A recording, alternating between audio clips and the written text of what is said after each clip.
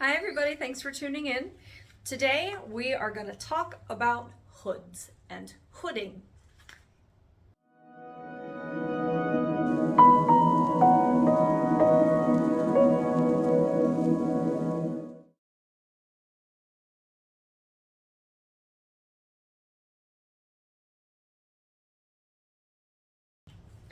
So there's a very important piece of equipment that we haven't talked about in the equipment video, and that is called a hood.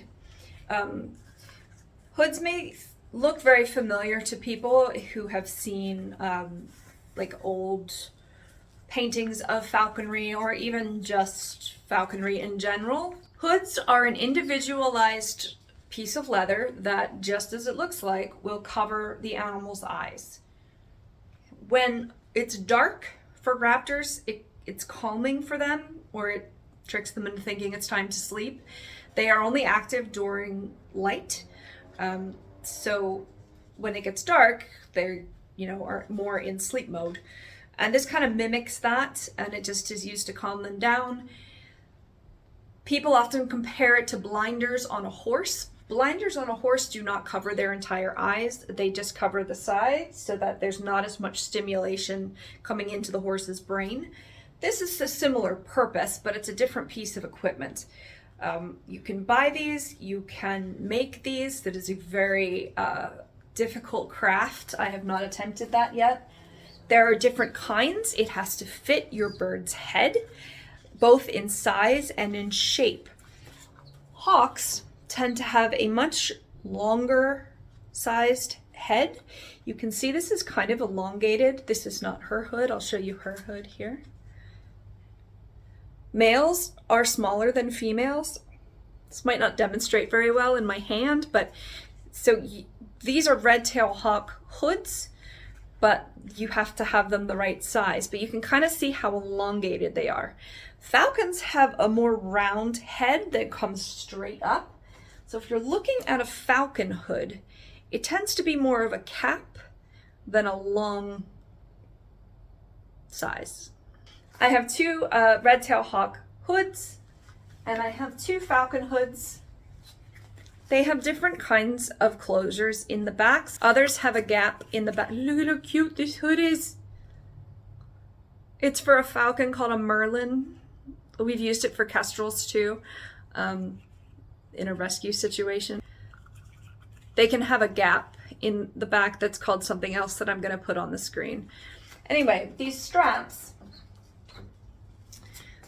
there's typically two with knots in the ends and two without knots in the ends.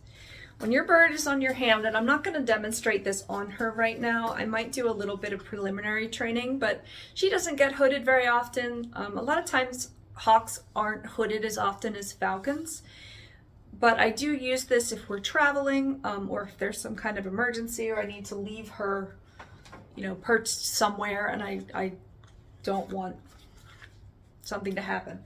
At the very least, it's going to be two shorter strings and two longer strings. Two of these pulled together will close the back of the hood.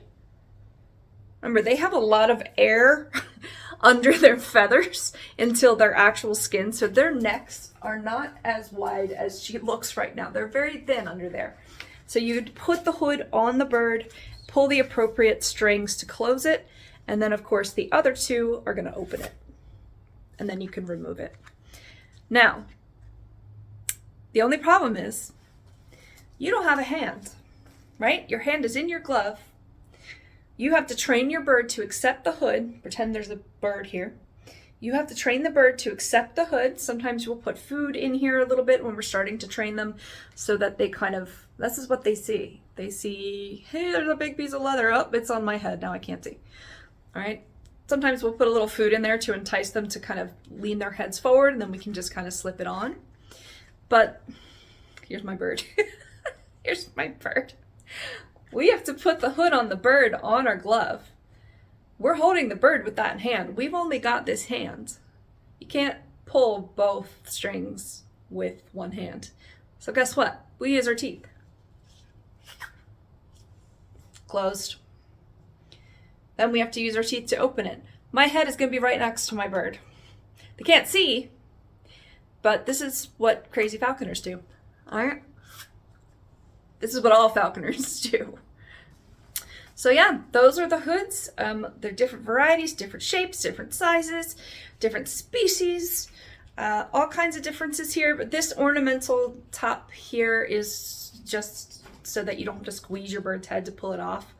You can just pull it off. There are people who craft these beautiful, just artistic hoods with feathers on the top, and like they're like pieces of art. You have to treat this leather as well. You don't want it to rub on your bird's skin around their nose and around their beak and eyes. You need to make sure it's not going to be pushing on their eyeballs. So it has to be soft and supple. You got to do a lot of leather cleaning before you're ready to put the hood on the bird. I've worked with a falcon that was shipped in a hood that was very rough on both sides of his beak, and we got him out and unhooded him. He was really upset. He was a very difficult bird in general, but to calm him down, we tried to put the hood back on, not realizing that it was hurting him. So he was very resistant to putting it back on until we realized, oh my gosh, this is really sharp. So we actually like cut it down, kind of filed it down even, so that it was way more comfortable for him. So sometimes you have to adjust it based on your individual bird. I've had to do that between my falcons and my hawks that I've worked with. I don't own a falcon currently. People think it's a helmet. I cannot tell you how many quotes I have of people being like, why does your bird have a helmet on?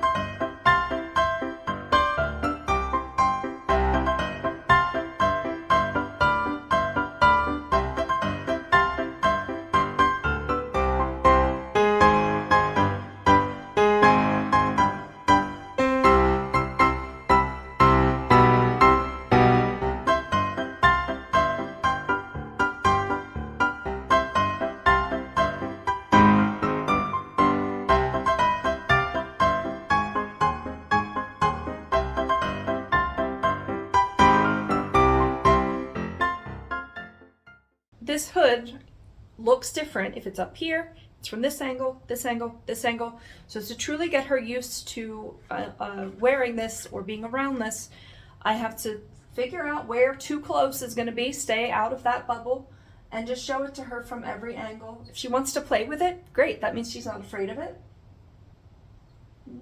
Gradually, I'll touch it to her.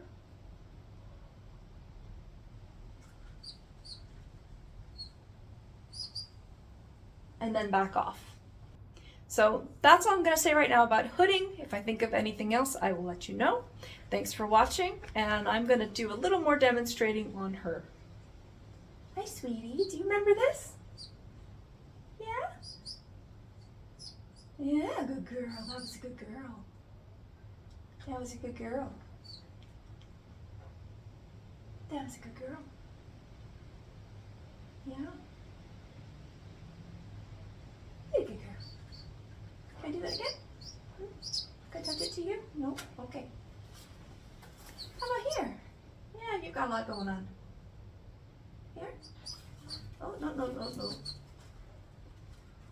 I don't want to reward the stepping away from it, so I'm going to hold it where it was when she stepped away from it and try to get into at least a little bit closer before I remove it, because I don't want to reward her for moving away. I don't want to say, here's the hood, move away. That's not what I'm trying to teach. Okay. Good girl. So she saw it, she reacted, moved it away as a reward. What a good girl. I know.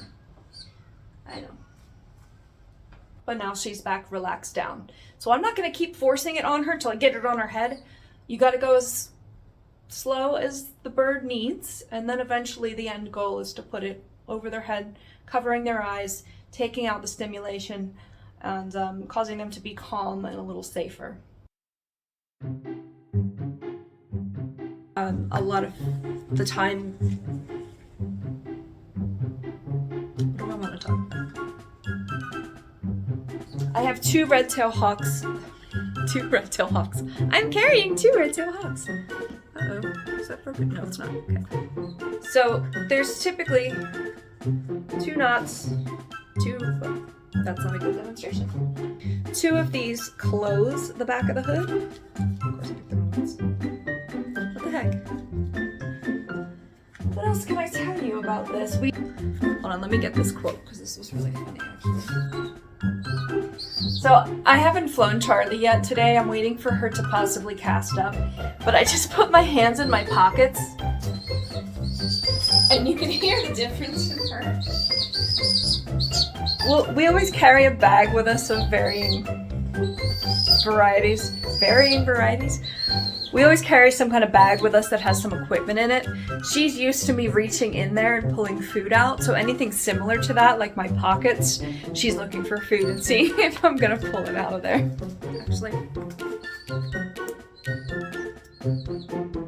very professional. Tomato? Oh, jeez, I'm sorry. Did I spray it in your face? I'm sorry. Okay, I'm gonna stop this now.